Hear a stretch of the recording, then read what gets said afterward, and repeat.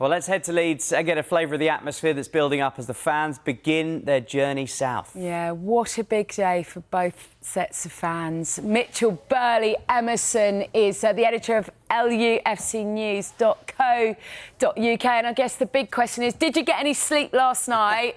How are the nerves this morning? Yeah, good morning, guys. No, I didn't really get any sleep. I didn't think I was going to get off at all at 3 o'clock this morning, but I've come out nice and fresh. Really looking forward to today's game at Wembley. Leeds don't have a particularly good record. In fact, they have a terrible record in the playoffs. Never got promoted through the playoffs. How much does that weigh on your mind? Not too much, to be honest. I don't find it's too significant because it's obviously a new group. And I think they should thrive off that even more to see how good Wembley can be. You know, it's going to be loads of fans there today. Think about 43 coaches leaving from Ellen Road, which is separate to other organisations. A huge crowd, you know, both sets of fans will be singing and marching on together. But I'm really, really excited, and I think the likes of Crescencio Somerville, Ethan Ampadu, Jorginho Ruta and Joel Pirro and Willie Nonto, I could keep going on, are big game players, and you know, we've proved that and time again. We beat Leicester under big pressure, we've beaten Ipswich twice as well this season, so I'm really looking forward to the challenge that we face today. Didn't end the season so well, did you? And having missed out on automatic promotion, how desperate are you to get back to the Premier League? Yeah, I think the club speaks for itself. You know, the stadium in the background, there's already plans in place for the Premier League to expand and take it to 55 to 60,000. So, and the chairman, Parag Marathi, has been very clear. He's been fantastic with the fans. He got everybody a scarf prior to the Norwich game. And I felt the last two performances showed where Leeds were at as a group. And even though we have been on a slight decline and 2 clean sheets against, I'd argue, a very good Norwich side. You know, I spoke to the likes of Chris Sutton, who's very big on Norwich, and you know, he certainly said that they're ready for a change. Well, I think the man that they once had, Daniel Farke, is about to take us to the Premier League today. Mitch, you listed the names. They just trip off the tongue, don't they? Somerville, Pirro, Ruter. How worried would you be if you don't get promoted that they wouldn't be at Ellen Road next season? Yeah, there's always going to be those slight concerns, but I'm one of these guys that likes to judge it after the moment. You know, we want to just totally focus on today's game.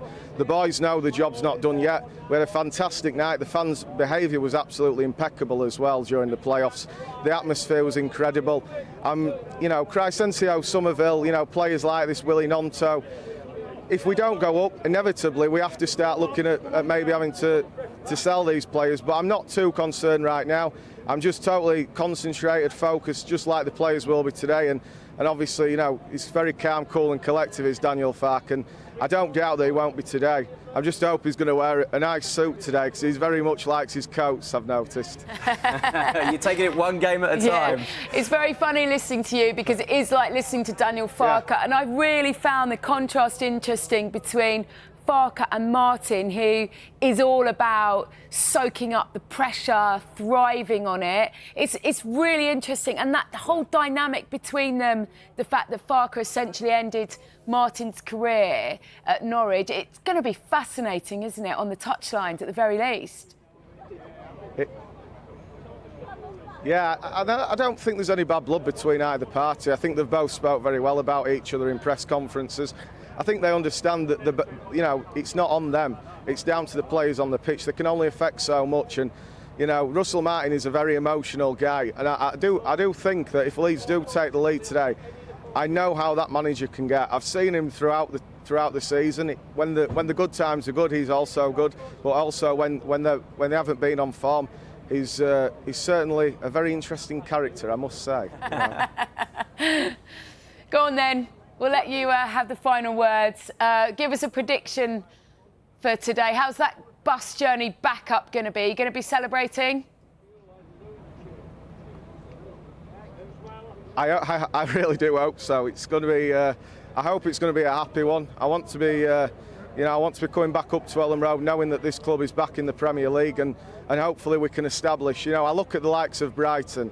and Brentford, who have gone up, and they've been absolutely fantastic. Don't get me wrong, the size of the clubs aren't as big as Leeds, in my opinion, but I've got to say, the way the structure and everything like that, they made a lot of money over the transfer windows because of the way they've run and the structure of the club. They've built it up and they're established. That's where Leeds need to think about. We've spoke about the Champions League days, but currently my focus is just seeing us back in the Premier League. And today, there's a really, really strong possibility of that happening. Oh, thank you very much for joining us this morning. Enjoy your day today. I'm sure they would have been like to have gone up with Leicester and Ipswich, but a day out of Wembley. More fun. It's definitely more fun if you win. If you win. Best way. Thank you, Mitch. Yes, definitely. Thank you. Thank you.